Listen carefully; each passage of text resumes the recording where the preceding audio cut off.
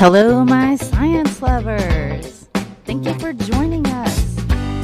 Your time is important to us, and your approximate wait time is 1 minute.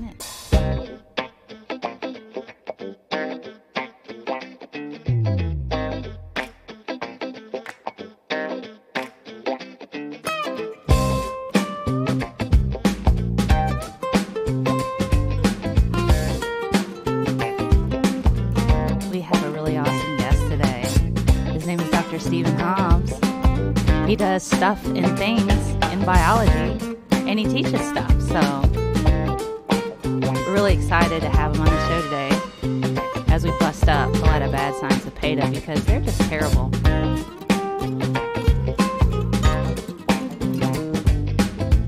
20 seconds.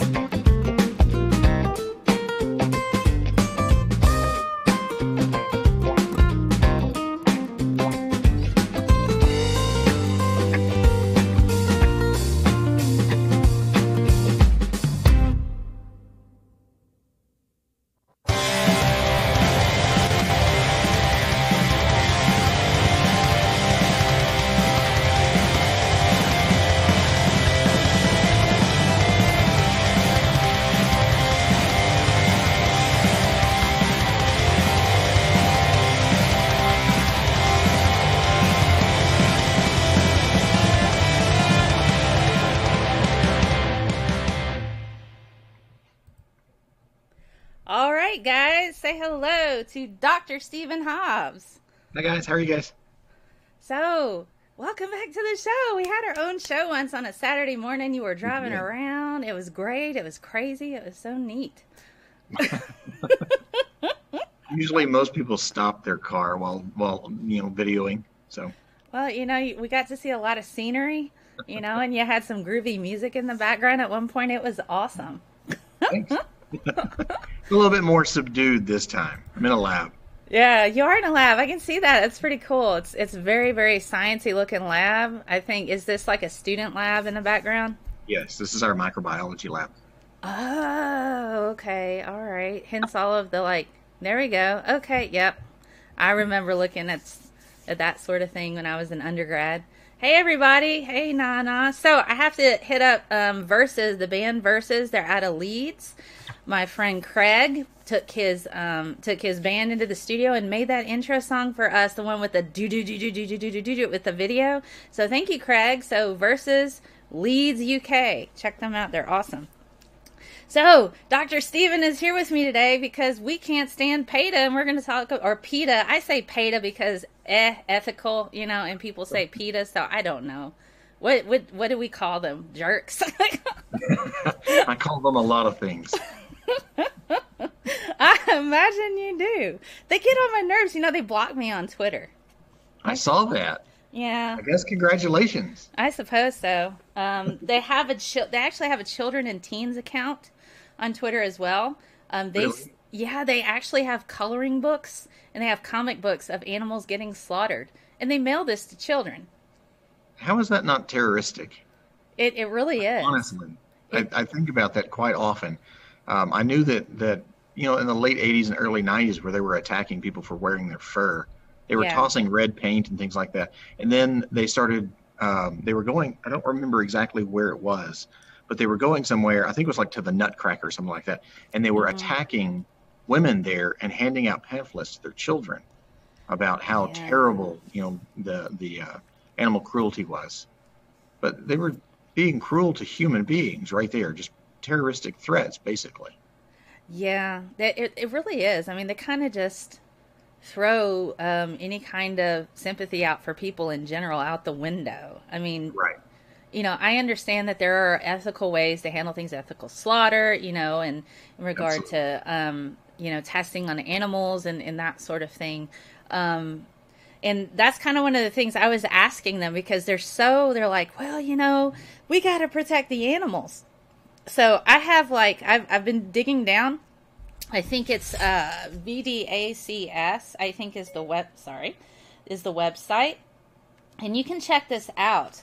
Let me pull up. So they claim to save. They're like, we save and take in all of these animals, and I've got their statistics up. It's animal custody records, and Right. you can find this in Virginia, and you can. It's the arr.va-vdax.com.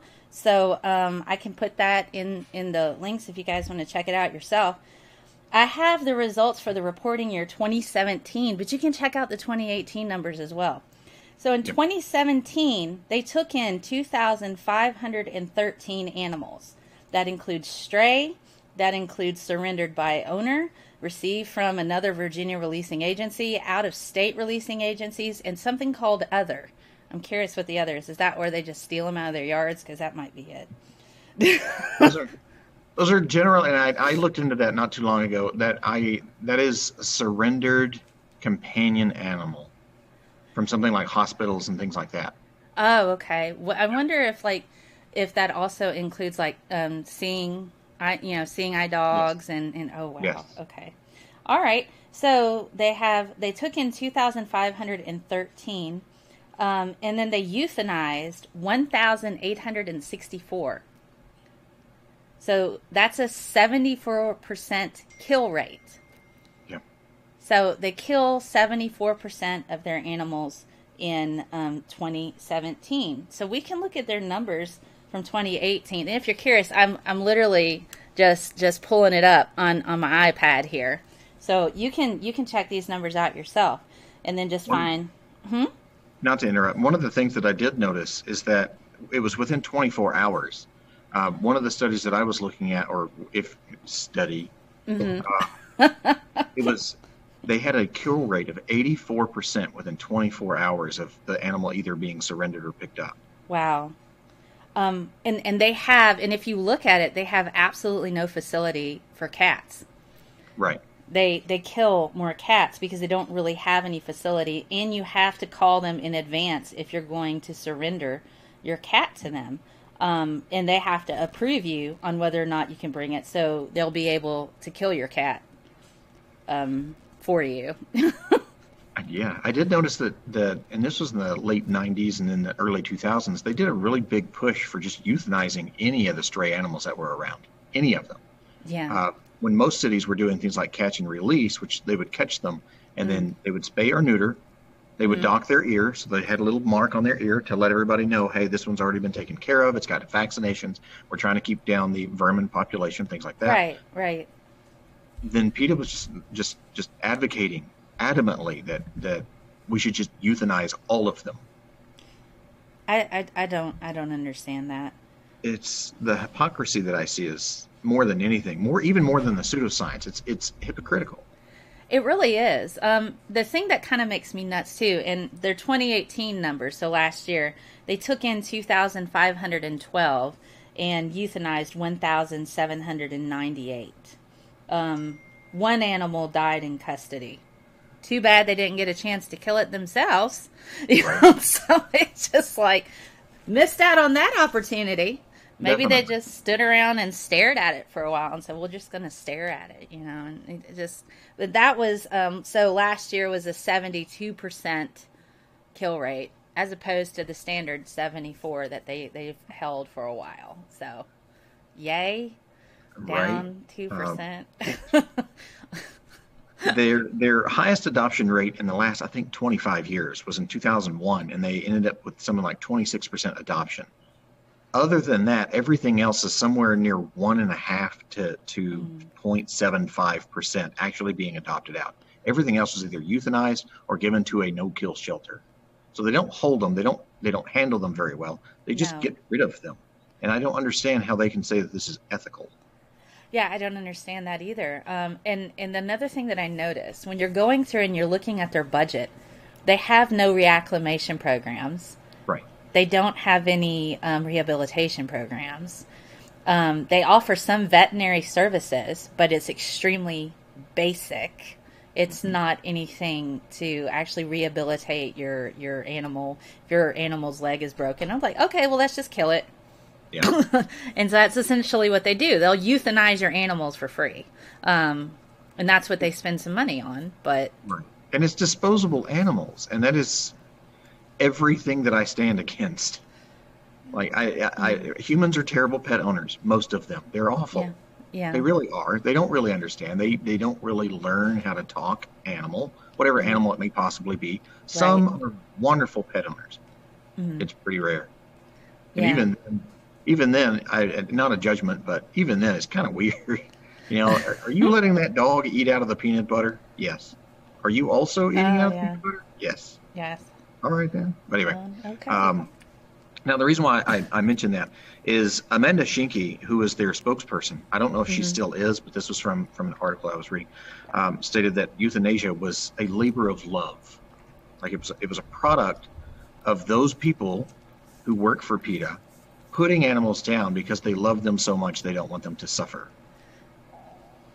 Suffer Then, like, living and eating food and right, having a life. yeah, just kill them early so they can't be suffering. No, I'm at a loss for words at that. So Yeah. I looked further into that and tried to find out where exactly did they come up with this, and they quoted their own articles, Yes, misquoting they others. do. So I dug in even further. You would think that at some point there would be one primary source, and it never actually does that. They misquote. They'll use things like sarcasm that has been posted in somebody else's article and then use that as fact.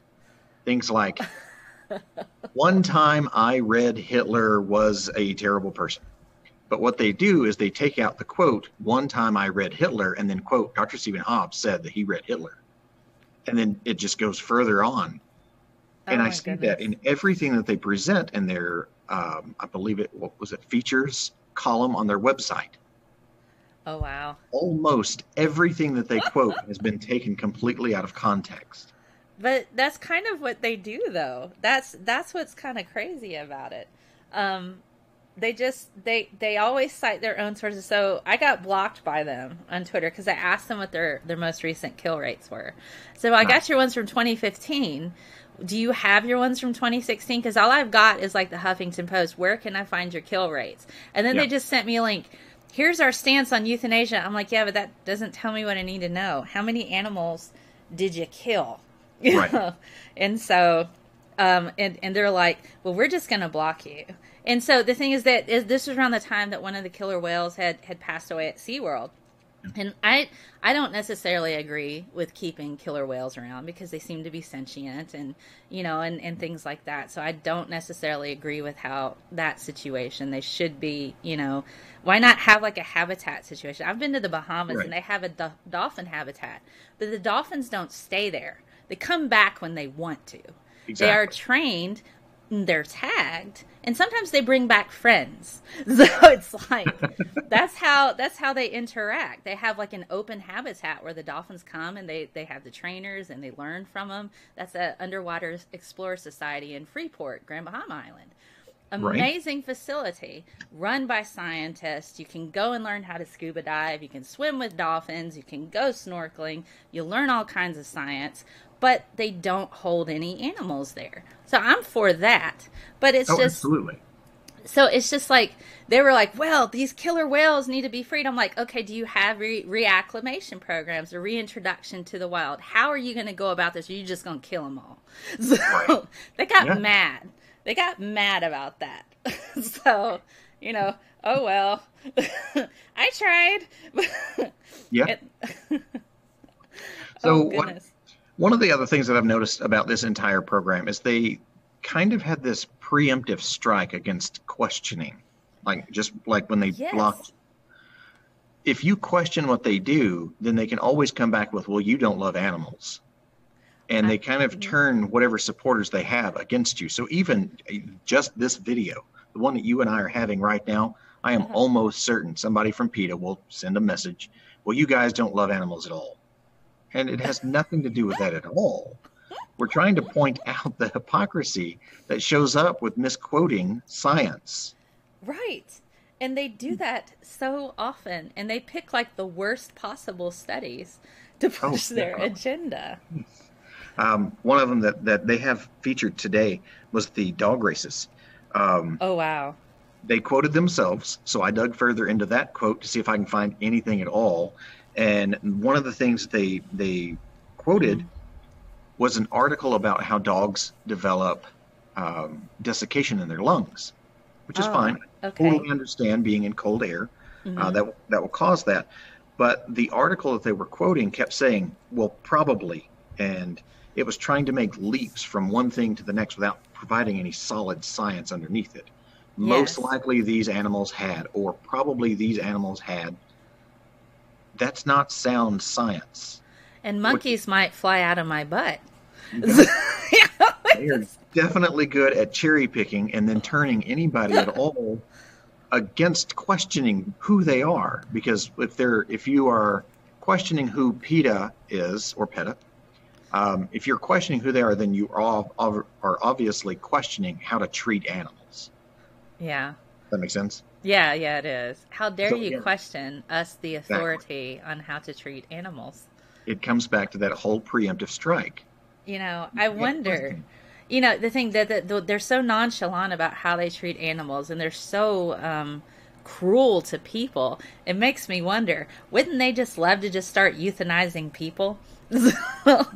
Got a broken leg? Let's put her down. Well, we don't need to waste money on health care. She's had a good run. And quite a few people were actually supportive of doing things like bombing people that had, and I'm not saying that animal cruelty is okay, because it's not. But they were talking about blowing up people in research facilities because they were using animals. Yes. That is not, that's again terroristic, as I mentioned, 10 minutes ago. Yes. So, they do behave quite terroristic. I mean, they do intend to actually hurt people. Definitely, yes. I've gone back and forth with some people, and some people would call anti-vaxxers like bioterrorists. I'm not entirely certain they're terrorists, because I don't think they actually want to hurt people per se. Right. I think they're just ignorant and scared, and they just... Cognitive dissonance is a hell of a drug. So, and so is bias. So it's like, I don't want to believe that I'm wrong, because then that means I've been harming my children all this time. Correct. Absolutely. So I don't necessarily think they're bioterrorists, but I certainly think PETA walks the line of terrorism to a degree because of their shock and awe campaigns. There's fear mongering, and it's funny.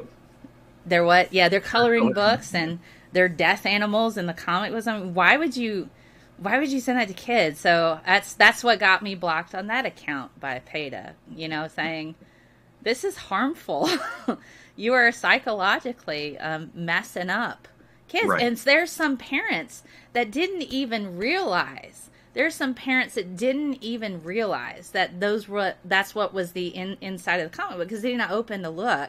They were just giving it to their kids. And so I had other parents that are talking to me on Twitter going, I was just mortified. I thought, oh, PETA, ethical treatment of animals. Look, it's got a cute bunny on the front. Little did I know it was slaughtered and completely fur ripped off, blood everywhere. And now my 4-year-old's crying in the hallway. So, it's horrible. It's absolutely horrible. And so I called them out on that. I'm like, this is psychologically damaging to children. Why are you doing this? Yeah. And then that got me blocked. Definitely a shock and awe value for them. Yes.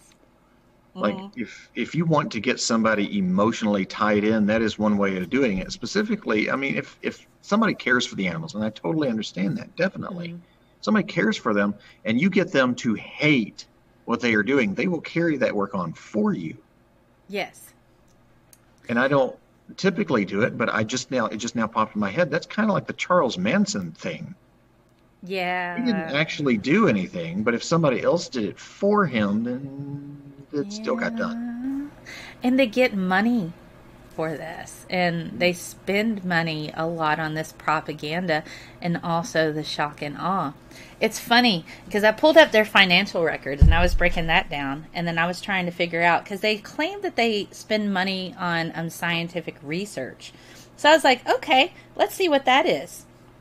All right, so last year they made around $56,171,611. Okay, this is right. Their financial reports. I've checked it across several different things. It's the same number.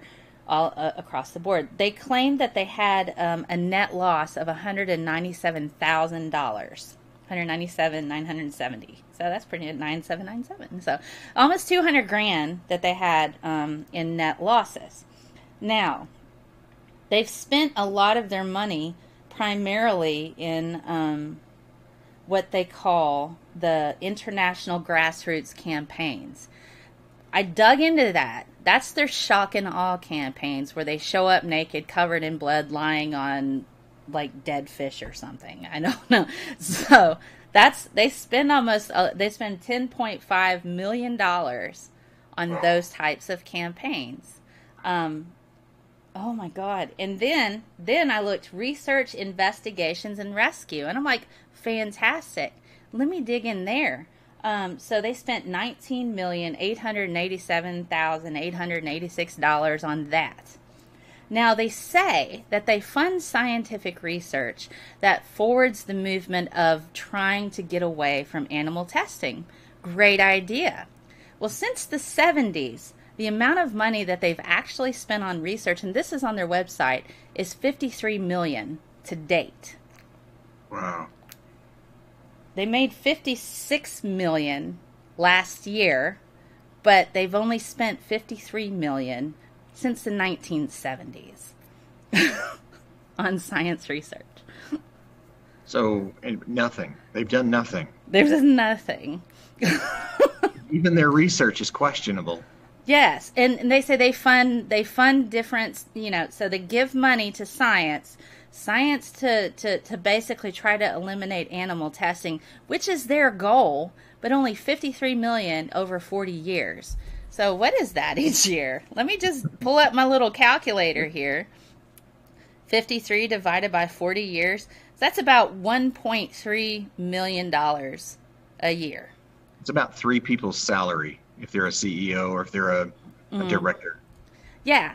So, let's just give this money to this one group that pushes our agenda, which is pretty much what it is. So, I mean, that's not going to fund any major drug type of thing. That's not going to fund anything. It just, you cannot get any kind of human type of testing without animal testing because we don't have the tech. And $1.3 million every year for 40 years is not going to get us there. Oh, definitely. You mentioned earlier the number of rescue.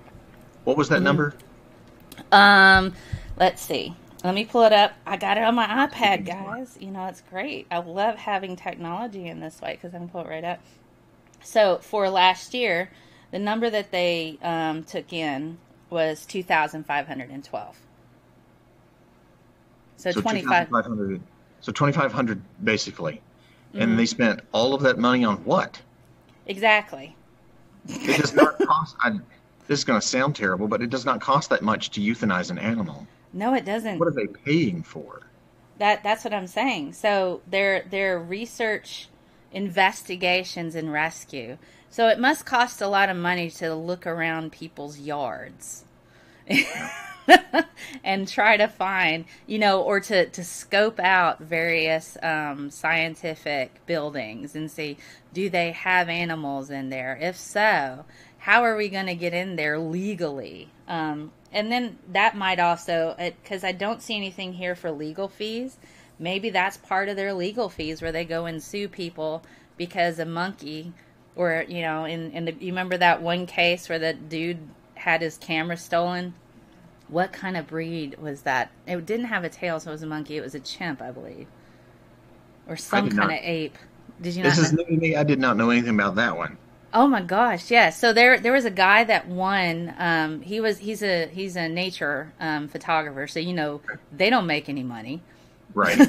So he manages to go out into this rainforest. I can't remember the breed. You should totally Google it. And this monkey ends up, or doesn't have a tail, but it's a type of ape that I don't know the name right off. But he takes a picture of himself, and he looks like he's grinning really, really big. It's he's facing the camera towards him. It looks like a big giant selfie. Oh yes, I do know what you're talking about. That picture. I don't know the species of the animal. But was it a bonobo? It might have been. It might have been part of the bonobo family. It was very similar characteristics. It's like in between bonobo and baboon family, like right smack dab in the middle, because it had similar characteristics of a face, similar to a baboon, but not colorful. So it was in between bonobo and baboon, I would say, from phenotypic type of characteristics. So he took a picture of himself and a picture of where he lived, and he was just playing around with cameras. So the guy spent like days and days trying to find his camera. He got it back, won all kinds of awards for these interesting pictures that were taken from perspective this particular animal. And PETA was like, well, we're gonna sue him because the animal owns the rights to those pictures, not him. So they wasted all kinds of money on a lawsuit, and they lost. Good. And that's a macaque, by the way. Oh, macaque. Yes, there you go. Yes. I can say macaque, and that's fine. Macaque, I don't know.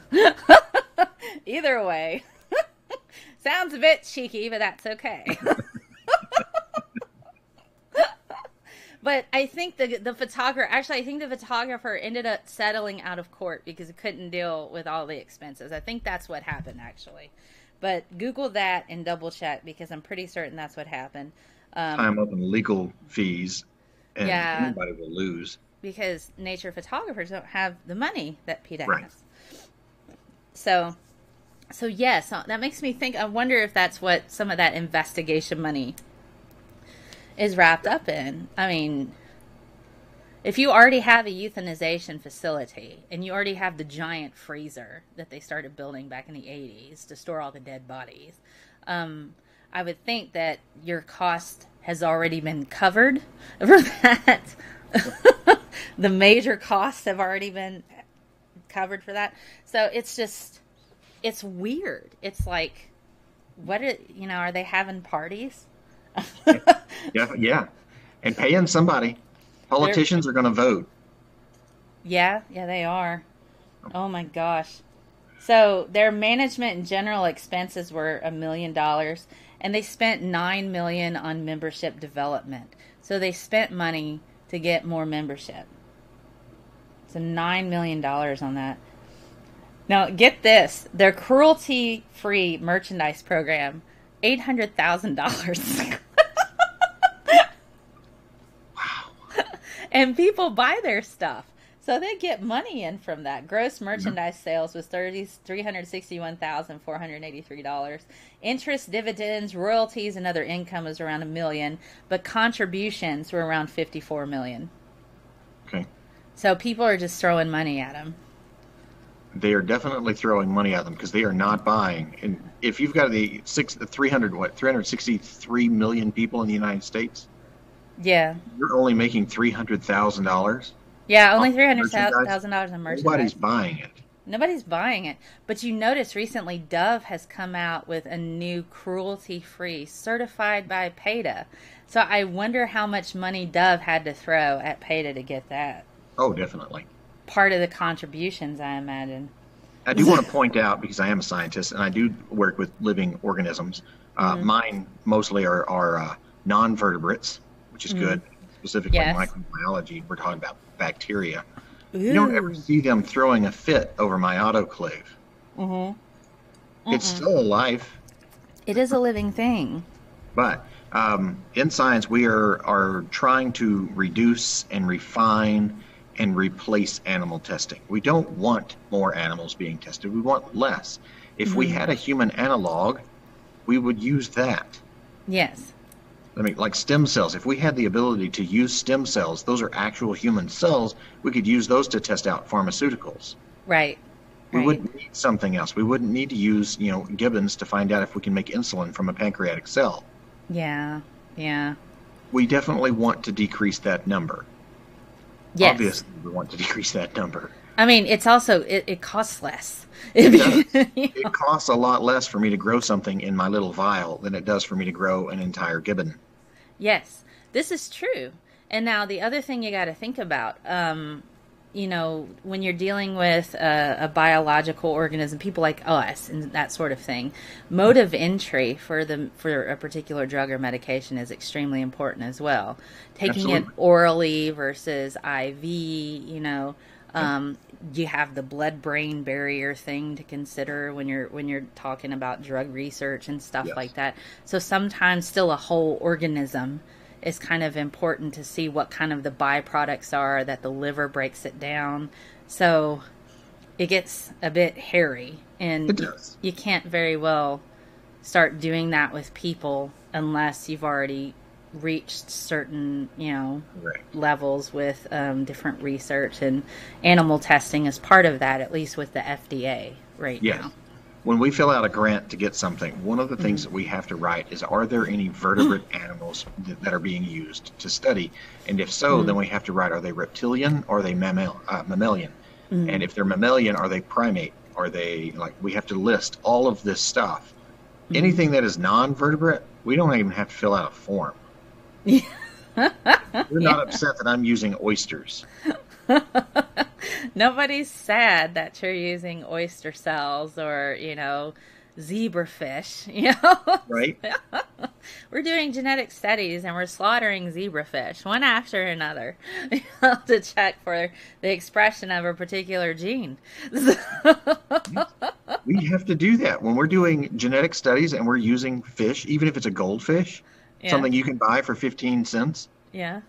We still have to register that we're doing research on a chordate. Yeah. Wow. Yeah.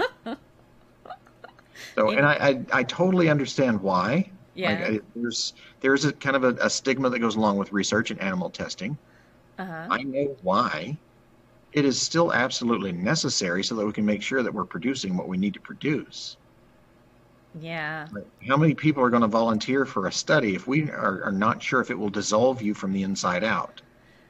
Yes, and also if it's particularly medical research, the do no harm thing first, so it's like, oh my goodness. A really good example of that are prions or prions, however you choose to say it. We see it prions here. These proteinaceous infectious particles that either your body is going to make, or you get it from something like a mad cow, cannibalism, or something like that, scrapie. Those drugs that we use to see if we can find a protein denaturing drug to only affect prions, yes, we would love to do it just in a petri dish, but that's not where prions are. They're inside people's brains. Right. If we know where they are, we've got to find out how to treat them and not kill the patient. We have to start with animal testing first, but it has to be perfect before we can move from that into humans, of course. Yes. And it's weird how those prions or prions or whatever work. I mean, they convince all the other proteins to take their weird shape, and then it just is like a domino effect. It's just absolutely. It's utter anarchy and chaos in your head. So, it's you have to see how things work with a brain, unless we can just have a living brain tissue outside of a thing, which I think we're moving more towards that, especially with the ability to print organs. We're getting there. Yeah, we're getting there. It's taken a bit of time, but yeah, we're getting there.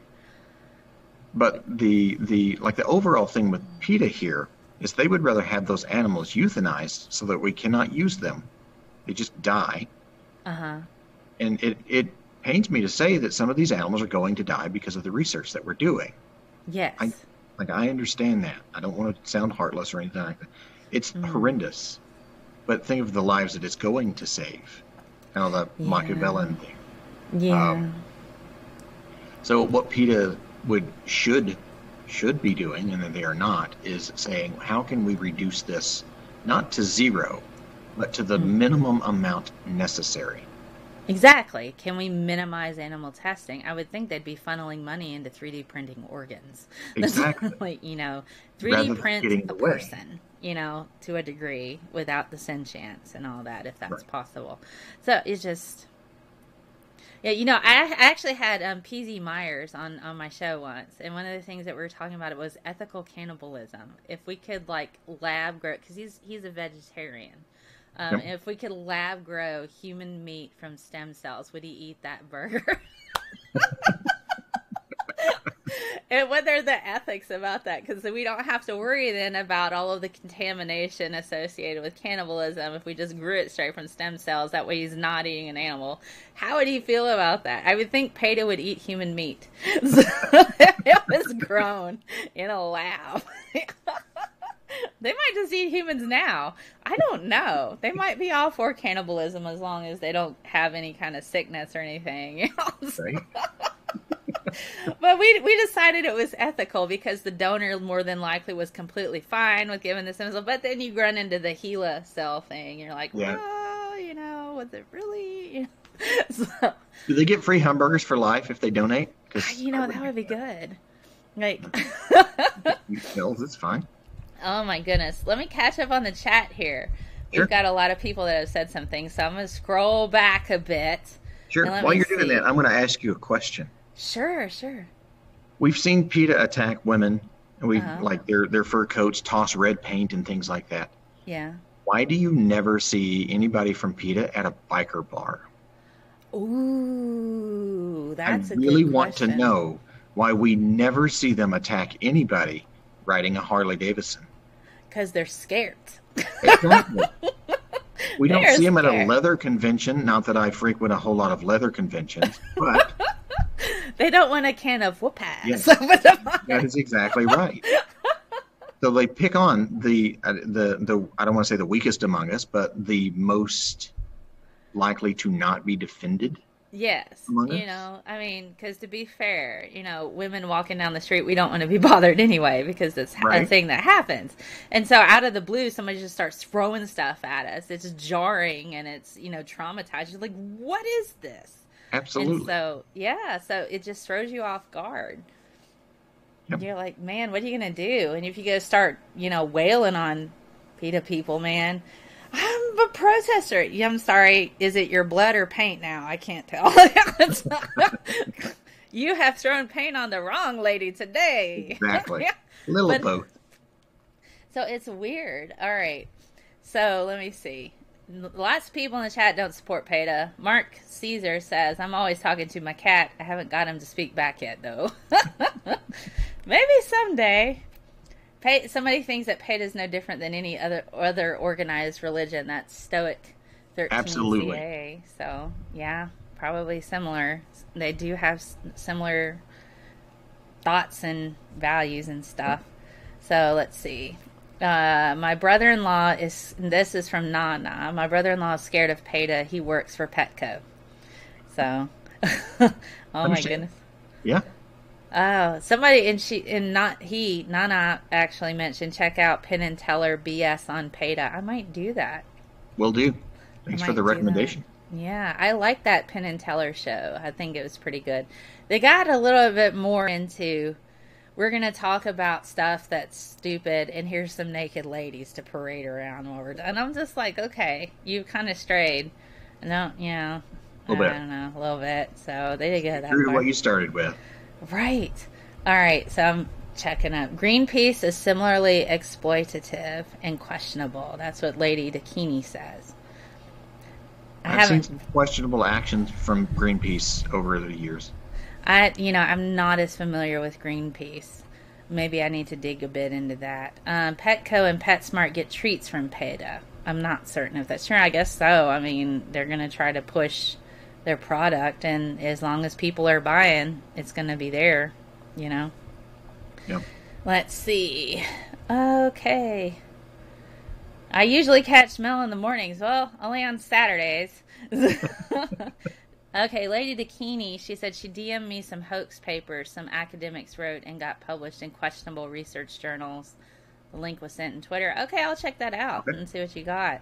All right, prions. Somebody says prions. People of Earth says it's prions, not prions. I don't know, but if it's an I, you know, I don't know. And see, it's like telomerase or telomerase. I don't know which way to say it. I always say it wrong every time. And I learned about that in like genetics class, and I thought that was the most fascinating thing ever. I'm like, this is amazing. This is how Wolverine could be real. Endless supply of this enzyme. And also probably why he heals so fast. Yeah.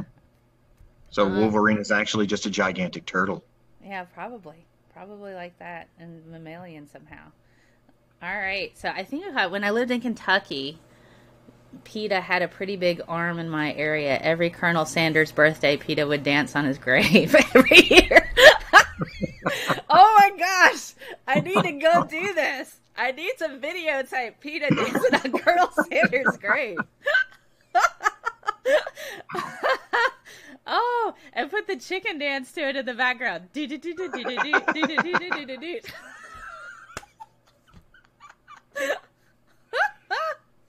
Oh my goodness.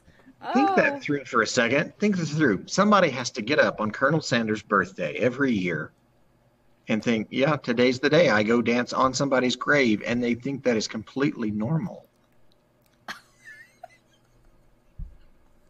Shouldn't we send them like a wellness check? Should an officer show up and say, just want to make sure you're okay? You okay, hun? Yeah, it'd be really funny to show up in Colonel Sanders cosplay and just eat some chicken. And that's all of it. Stand off to the side a little bit. Yeah. This is really good, man. It's original recipe. Their mashed potatoes are the bomb, man. I haven't eaten there in forever. I'm going to have to go get me some Colonel Sanders mashed potatoes. Ours is terrible. Yours is Ours terrible. is terrible. Oh, Yeah, I'm so sad. that's so disappointing. Like, I don't know how you can make bad chicken, but they do. That's so funny. You know, because when I visit my friends in London, they'll be like, yeah, I got me some KFC. It's like, no, honey, I'm going to come down here. I'm gonna fry you some chicken. I'm from the South. We know how to do it. We're going to do it all right. So, put that down. That's not real Southern food. Imposters. Imposters. Oh, my goodness. Don't get me started on British food. My British friends will be like, what? I'm like, shh. Y'all make me cook for you every time I visit. There's a reason for that. Oh my goodness. Hello, Neil. Hello. Neil and Nana are our patrons, so thank you for your support for my channel and the stuff we're doing. I'm branching out. I got this show that's weekly next week. So I don't know if you heard about this, Dr. Steven. There are people that are drinking bleach and making their kids do it. I have heard of this. I was hoping that it was one of those internet things. It's called Apparently it's not. Miracle Mineral Solution, where they essentially mix it. It's the chemicals that they use, the minerals that they use, and they mix it together in this particular way, and they drop a little bit of hydrochloric acid in there. The resulting product is bleach. It ends up being about 28% bleach solution in water. They're going to cause kidney failure and liver failure. Yes, yes. This is a thing. You can look it up on the FDA. And they think this cures AIDS, cancer, and autism. I'm sorry, what? Yes, exactly. They think it cures AIDS, cancer, and autism. So That hurts. Just yes, it hearing does.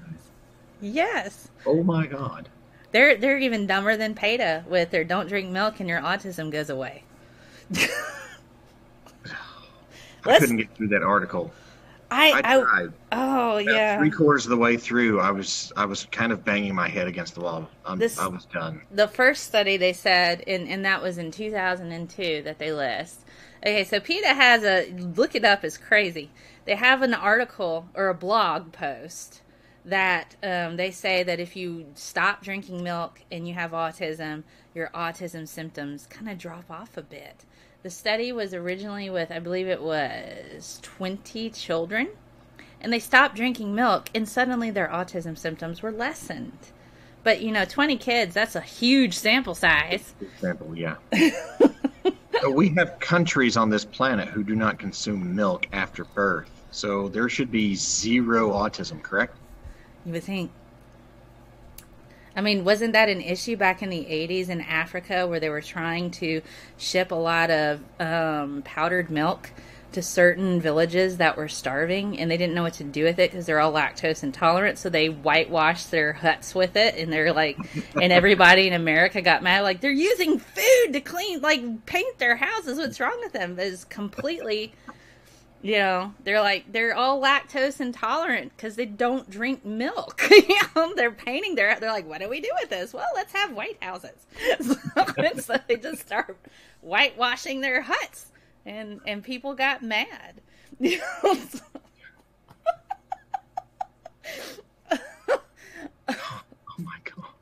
So PETA thinks if you don't drink milk, then your autism will go away. They also think if you eat broccoli, it'll kill cancer. Yeah, but I've read multiple studies on that on their website. Yes, so the None drug. of which have any type of actual primary sources. I did find the study that they were talking about, and that the article that I wrote that I sent you. If you get a chance to check it out, I broke it apart. They looked at essentially it's a study that was funded by them to a degree. They kind of funnel money over to this particular organization. The chemical that's in broccoli, apparently it can kill cancer if you squirt it on a petri dish. But they also found there was absolutely no control. And the thing is that they found that this particular chemical also has carcinogenic properties that they're not 100% sure about. So it might kill your cancer, but it also might give you more cancer. Maybe the other cancer that it creates kills the original one because it's stronger.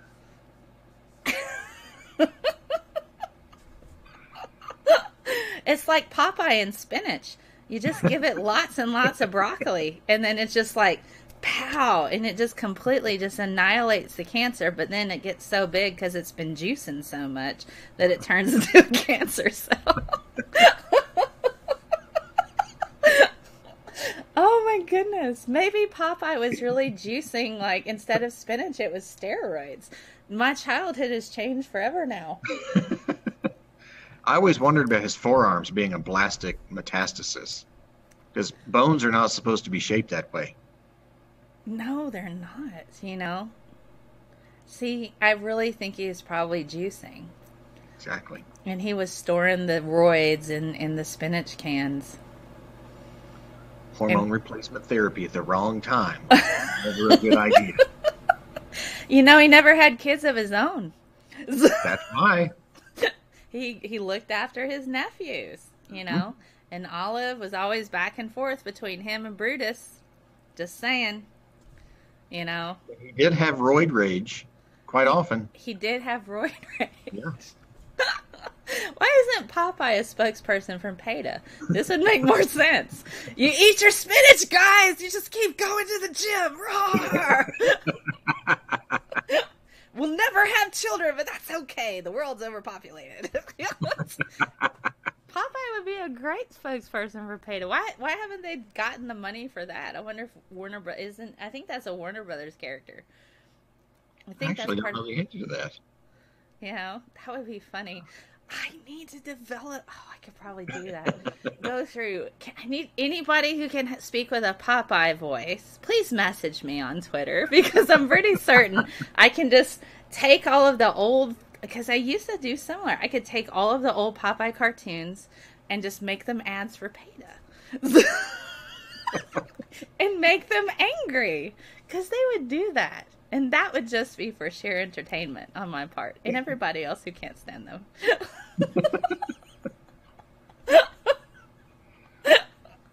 Oh, goodness. That's so funny. Oh, my goodness. I'm going to dream about this. You're going to dream? I'm going to dream about this. What is the weirdest thing I've talked about all day long? Let's dream more about that. Oh my goodness, isn't that great? I have like the weirdest freaking dreams, and sometimes they're like so real, and usually I lucid dream and I know that I'm dreaming, but sometimes some dreams are just so incredibly real that it's like, did that really happen? Or was I asleep? So it gets like the memory all foggy, and you're like, what the heck? But you'll be dreaming about Popeye is now on TV promoting PETA and Dove products.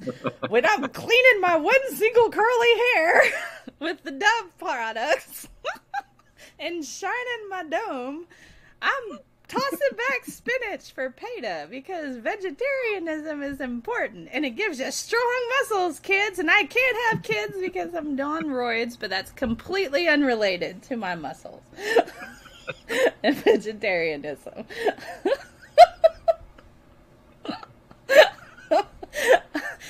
Okay. Oh my goodness. Poor PETA, making $57 million and losing $200,000. Oh my goodness. How long would your business, or should your business stay open if you're $200,000 in debt each year? I don't know. Right? That's like their losses. I mean, they're just, and they only took in like 300,000 on their merchandise, and they spend 800,000 on their merchandise. So they've got a gigantic warehouse somewhere just sitting there, full of PETA things. Yeah, I guess so. See, I think they have parties when they euthanize. That's the only thing that makes sense. And that fund is also part of their shock and awe type of campaign. So after we kill the animals, we just lay them out, and then we lay on top of them, take pictures, and then we order vegan pizza and listen to, I don't know, what do they listen to? They listen to Skrillex. What do they listen to? What do PETA people listen to? So if they have their party after they do all of the euthanizing, wouldn't that be kind of the, let me choose the right words first because I want it to come out just right. Look what you made me do. Like an abuser. Oh my goodness. You made me do this. I wouldn't have had to do this if you hadn't have done what you did. Yeah, yeah. They probably listen, Eminem did a song with Rihanna, just gonna stand there and watch me burn. That's all right, because I love the way it hurts. It's just like angry rage music. Yeah. And they just, now my brain is going to horror films where they're just like picking up blood and smearing it on themselves. And, maybe they like funnel the blood through like little, a system to where it rains on them like Blade or something. It's like, and then they're dancing. Maybe Rob Zombie dig through the ditches and burn. I don't know. I might go to that party, but then I don't want animal blood on me because that's really weird. Yeah, that's a lot gross. That's kind of gross. And, especially if they're killing pigs, then you have the chance of getting any kind of infectious diseases. Nematodes. What I always look forward to, nematodes. Oh, People of Earth says that he's got a Flat Earth PETA video he wants me to watch. Okay, I'll check that out. I need that link. Send it to me. Okay. Yeah, send it to me. If you're on Twitter, you can shoot. My DMs are open. Sometimes that's like, a love-hate relationship with some of the DMs I get. I'm like, okay. To the side. We're just going to move that over. It's weird because I only get like one. Like one. I'm going to make a bunch of sock accounts now and just send you messages. Hey, how you doing, Toots? Do those legs go all the way up? Yes, I just had them installed. Oh, fantastic. Bionic Man. Are you the $1 million man or are you the $50 million man? I'm the negative $200,000 a year guy. Oh, yeah. If we include my student loan, I think it's more than my house right now. I don't doubt that at all. I think about the generation that I'm in right now, and most everybody has their house, which is a mortgage, and then just over that in student loans. Yes, and my student loan interest is more than my mortgage interest, which I'm like, what in the world? And most of it is amortization. Because I had to drop out when I was younger because of life circumstances. I went back as an adult, finished my education. So like probably, I dare say 60% of that is interest that just kept putting back in into the capital. Like the main, whatever. I say I'm not business. So, but it's there and I'm just like, golly, so yeah. It sucks. Yeah, they're definitely going to capitalize on that. Yeah. It's just, I'm like, okay.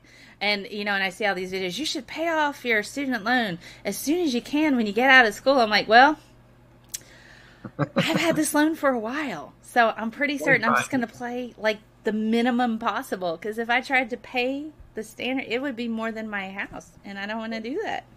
Screw them. Totally understand. I don't plan on being buried, but if just in case it happens, put that on my epitaph that I almost survived my student loans. Almost survived my student loans. Yeah. Oh my goodness. Oh God. So things that we have to do now. We have to make fake PETA ads with Popeye. It has to happen because that makes so much sense now. You know, and Wimpy's always after them hamburgers, and Popeye's like, "What's wrong with you with these hamburgers?" They're human hamburgers. They're human hamburgers. Wimpy was all about the hamburgers, and he was constantly hitting up Popeye, and Popeye's like, dude, stop with the hamburgers, you know? So he would be a perfect PETA person. PETA, I don't care. How do you say that? People are like, oh, you mean PETA? I'm like, you know who I was talking about. PETA, people for the ethical, sound, PETA, you know, or PETA, you know, because I'm Southern. But it's like, people who get mad, you mean PETA? I'm like, I don't care. Wait a minute, you're Southern? I'm Southern, apparently. Yes. Yeah, I think only one of us is going to be called out on our accent. It's funny, because, like, my friends in London go, you got such a cute Southern accent. Like, you would not understand anybody out here where I live. You would be like, what? Because that's me. When I was teaching farm kids biology and evolution, I'm like, what did you say? And they'd slow it down, like, that's not even helping. Now you just slowed it down and it's still wrong. Can you write it on a piece of paper? Because I'm not processing whatever that's coming out. Not if they spell it phonetically. Just write the you know, oh my gosh. So it's funny. So yeah, I don't know. So we got to do Popeye PETA. We got to do that. That's got to happen. Wimpy clearly has a hamburger problem, so that we got to work that out. Oh my gosh. What else can we do to make PETA mad? Because that would be great. I thought about just buying, like, asking for all of their, like, coloring books and books, just requesting them all the time. So they're just funneling out cash towards that.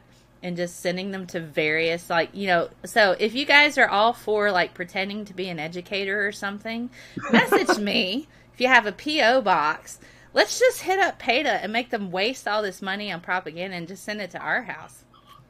I love it. I love the idea. Wouldn't that be great? Then they're just going to waste all this money and we'll be getting all these. We're running out of pamphlets, guys. All these teachers all over the U.S. just want this stuff. So let's pretend to do that and just have them go in the hole another $500,000. Wow, we got so much outreach, and we just throw it in the trash. Yeah. Or not, no, recycle. We got to recycle it. Recycle. Recycle will be important. If nothing else, use it as firewood. Firewood works. That works. And I do have a fire pit in my backyard. We can roast some chicken on it. We could do some hot dogs. Oh yeah. See? We doing this. No. I like beef hot dogs though. I really like, you know, or a good brat. A chicken brat is really nice, especially if it's like the applewood or the cheese. I've never actually had one of those. The chicken brats, they have those out here, so they're like, you know, not so high in the fat. And so, you know, because I'm old and I put the in front of things now, like the Facebook and the fat and the Twitter, you know, so it's not so high in the fat and the cholesterol. So you just stick it, you know, it's like the chicken brats are great. They're really nice. Apple seasoned, and then they got the cheddar in the middle, and it's, you know, a little bit on the healthier side, but it's good. As a teacher, we call it the round file. The round file. Is that where throw stuff in the trash? Oh my goodness. This has been a joy having you on here, Dr. Steven. Thanks for having me. And you're still at work doing your work thing. Why don't you have a YouTube channel? What am I going to put on a YouTube channel? I don't know. You can come on mine anytime you want if you want. So, whenever. Melody, I have a bone to pick with something. All right, what are we going to talk about? Just show up. It's all right. This is really getting my goat. You know, and we can, like, this is what's getting Dr. Steven's goat this week. Grant applications. Let's talk about that.